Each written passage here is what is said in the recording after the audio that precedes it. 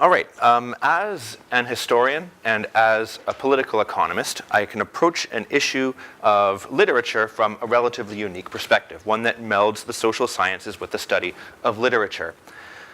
Austerity is a political ideology, and one that's based on the idea of budgetary constraint. And often that's budgetary constraint that's done in the process of making our markets liberalized and increasing financial deregulation. Many critics look at austerity and see it as the dismantling of the social welfare state, and it's often in the interests of corporate entities.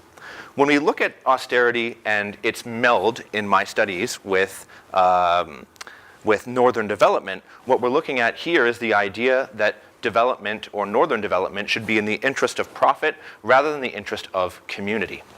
Literature allows us to study often very complex and controversial topics in ways that can essentially allow us to look at things that are complex without feeling like we're being hit over the head with a particular ideology. I'm taking 3 Quebec authors, all contemporary authors, who've produced works within the past 5 years, and I'm taking these works and studying the representations of a wide variety of things that I can see, for example, here, where I can observe socioeconomic impacts of neoliberalism and austerity that are measurable. So things like mental and physical health and the other things that I've listed here. In addition to the 3 works that I have chosen, I also have a body of secondary literature which is written about the region I'm studying from a historical perspective, or was written about it in the 20th century.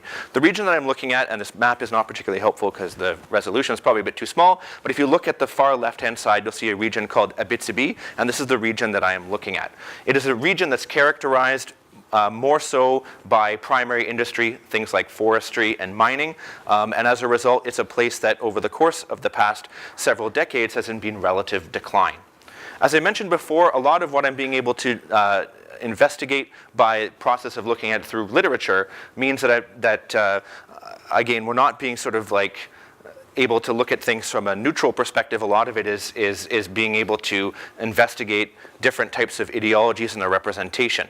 As a result, my work is quite significant as it will be able to contribute to the growing body of knowledge about Canadian identity and how this relates to northernness. And in particular, this is something similar to what we would see in other northern communities across Canada. And a good example would be Fort McMurray, a place that you in this room would be more familiar with because it is an Anglophone region and a place that takes up more space in the news.